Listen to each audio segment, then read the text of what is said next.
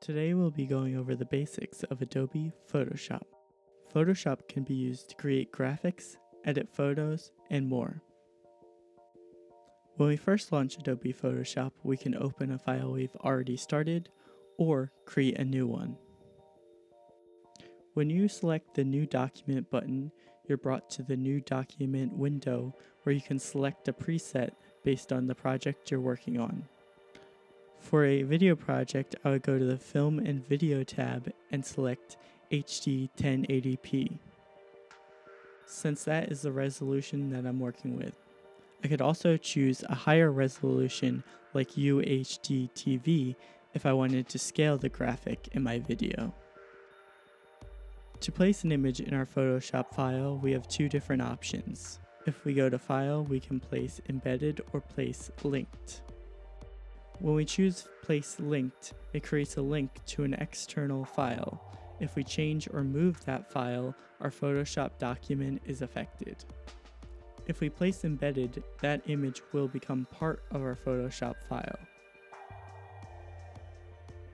When you place the image in the document, it may not be the right size. You can use Command+T to use the transformation controls. Hold the Shift key down and drag from the corner of the image to scale it down to the appropriate size. You can use the Enter key to apply that transformation. Shape tool will allow us to create shapes. I'm going to start with the rectangle tool and drag it out to the size that I want. We can change the color of the object in the fill panel. We can add a stroke color by selecting it here. And then we can use the slider to adjust the width of the stroke.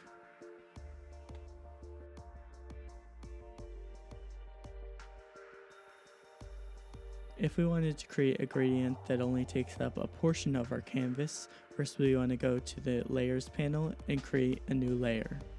Next, we can use the Marquee tool to drag a marquee over the area that we want our gradient to be.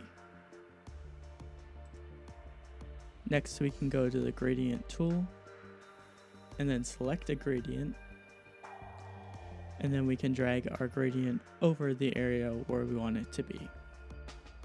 To create a custom gradient, first we select our Gradient tool, go to our Gradient presets, and then select New Gradient Preset. Next, we can go to our Gradient Editor window and adjust the location of the first stop, and then adjust the color. We can do the same thing for the other stops. If we click above the color stops, we can add a transparency stop and adjust the transparency across the gradient. Once we are happy with our gradient, we can give it a name, and we can use the New button to add it to our presets. We can then go back to our gradient presets and scroll to the bottom to see the gradient that we just created. Once we've selected our new gradient, we can apply it to our selected area. We can add text to our Photoshop document by using the Text tool. We can use T on our keyboard or locate the Text tool on the toolbar. We can click where we want our text to start and then type out our title. To change our font, we can double click to select everything and then use the font drop down. We can use this drop down to change the emphasis of our font. We can change the size of our text with this drop down menu. If we double click our title and then we choose the color picker, we can change the color of our text. If we move our cursor outside of the color picker, we can use the eyedropper tool to select a color in another part of our image to match. I'm going to resize this text using the transform controls, Command+T, instead of using the drop-down menu for the text size. We can access the character panel by going to Window and then choosing Character. The character panel allows us to have more control over our text. We can choose the font type and emphasis, the size, the spacing between lines, and other controls.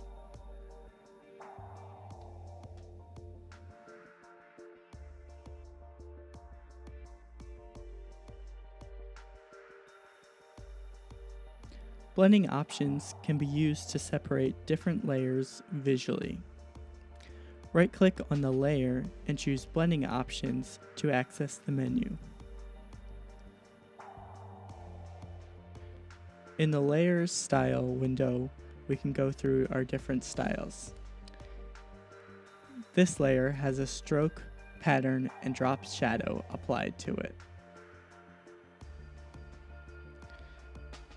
In our pattern overlay, we can change our pattern from the drop-down menu, as well as adjust the opacity with the opacity slider. There's also a drop shadow applied to this layer. In the drop shadow controls, we can adjust properties like the angle of the shadow and the distance and spread. A camera raw file is an uncompressed image captured from your camera. To open your file, press Command O on your keyboard or use the Open button on the side. After you have located your file in Finder, press the Open button. The Camera Raw panel allows you to adjust the exposure and color of an image file. The Temperature slider allows us to adjust the color temperature of our image. The Exposure slider adjusts the overall exposure of the entire image. Contrast allows us to adjust the difference between the lightest and darkest part of our image. The Highlights, Shadows, Whites, and Blacks allows us to adjust the exposure of the lightest and darkest parts of our image. Once we're finished, we can hit Done to save those changes to our file, or Open Image to continue editing. After hitting Open, I like to make a copy of that layer so that I can toggle between the before and after of my edits. To do this, I use Command+J to make a copy of the selection.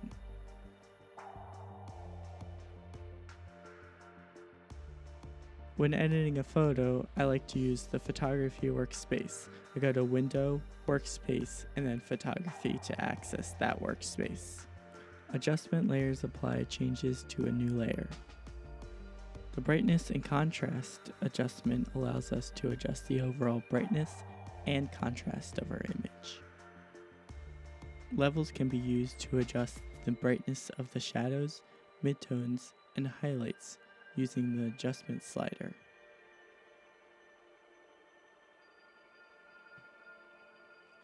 The curves adjustment is used to lighten or darken different tones of the image.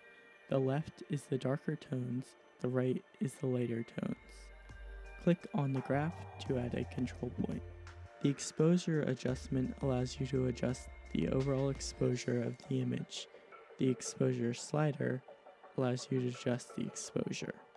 The offset slider has a greater influence over the darker tones of the image. The gamma correction slider has a greater influence over the midtones.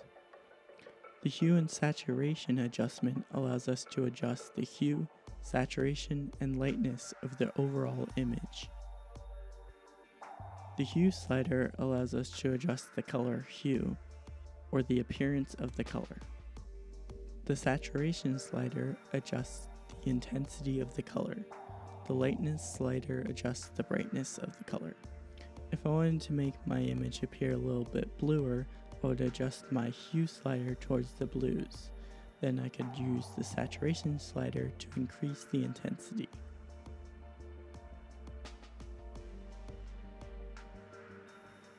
I can use the visibility toggle of the layers panel to see before and after of that adjustment. The channel mixer allows you to change the hue of the red, green, and blue color channels.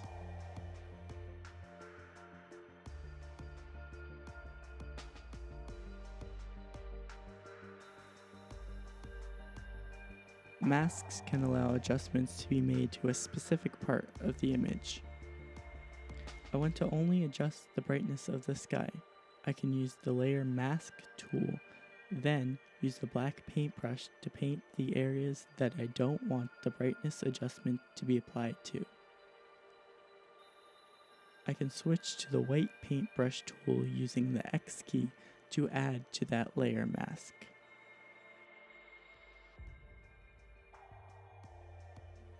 Sometimes I want to apply my mask to a bigger area, so drawing over the image is not going to be efficient. I can use the quick selection tool to select just this building. After selecting the tool, I can draw over the area I want to select. Another option is to use the Select Subject option in the quick selection tool. This will automatically select our subject, but sometimes it isn't always accurate, so you still may need to use the quick selection tool. After we're happy with our selection and we see the marching ants around what we have selected, we can right-click or control-click and choose Fill to open the Fill window. If we choose our fill contents to be black, the effect will not be applied to the selected area. If we instead choose the white, the effect will be applied to the selected area.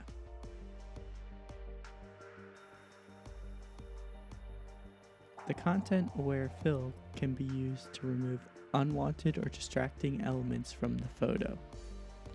In this photo, there are some people in the frame that I want to remove. First, I'm going to zoom into the area of the image where the people are that I want to remove. I can use the Z key on the keyboard, or I can use the zoom tool on the toolbar.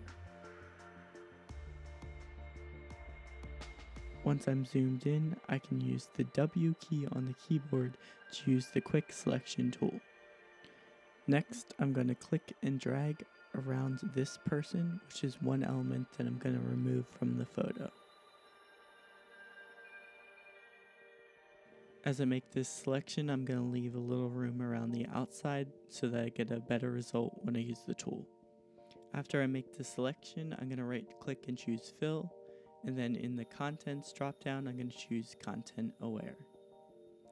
And I just want to make sure that my blending mode is normal and my opacity is at 100%.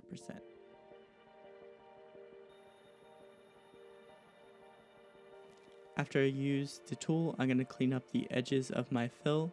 First, I'm going to use Command+D on my keyboard to deselect.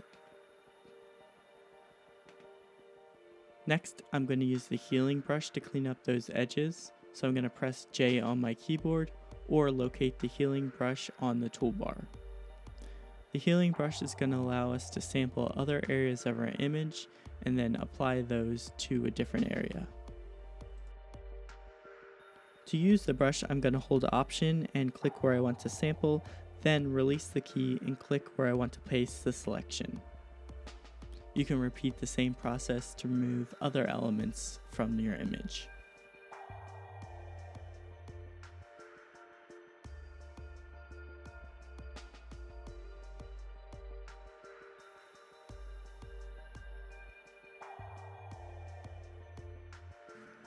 To isolate a portion of an image, one method is to use the eraser tool to erase the background. This is a destructive edit, and the original file is needed if we wanted to undo those changes later. To begin, make sure that the layer that you want to work with is selected in the Layers panel. Then, locate the eraser tool in the toolbar or press E on the keyboard. The eraser tool allows me to freely erase part of the image. Click and drag the tool over the area that you want to erase.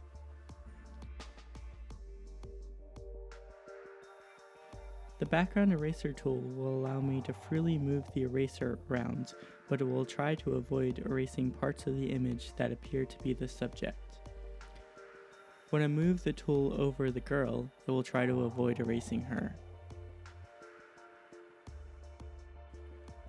The magic eraser tool does not allow me to freely move around like the background and regular eraser tool. Instead, I click once in the background and it will try to remove it.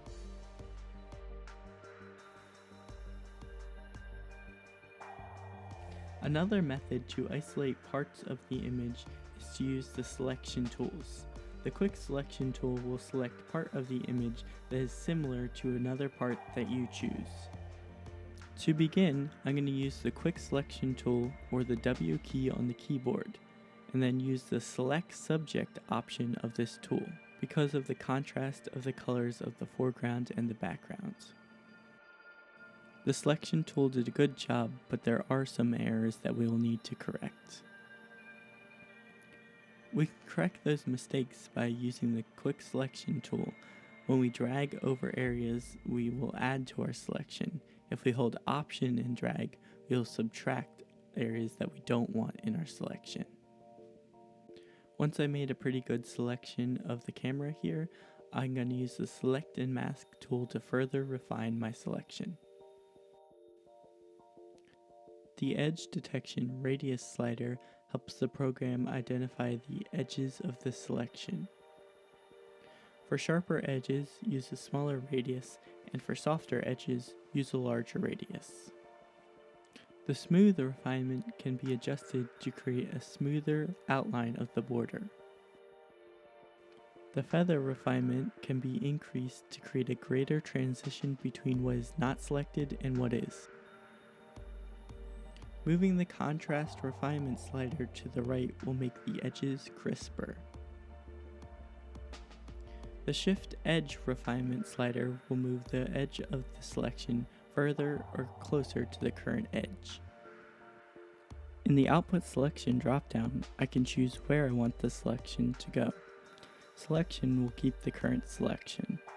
Layer Mask will create a mask that you can change in the future.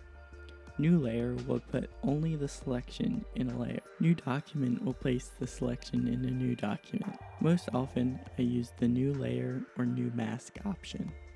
After making my selection, I can add other elements to my document, like a gradient, shape, or other object. When I'm ready to export, it is a good idea to first save the document. Go to File, Save As. I can rename my file and then change the format. If I use a Photoshop document, I can continue to edit this document in the future. To export, go to File, Export, and choose Quick Export as PNG for a fast export, or choose Export As for more options. In the Export As window, we can change our format. Most often I use JPEG or PNG as an export option.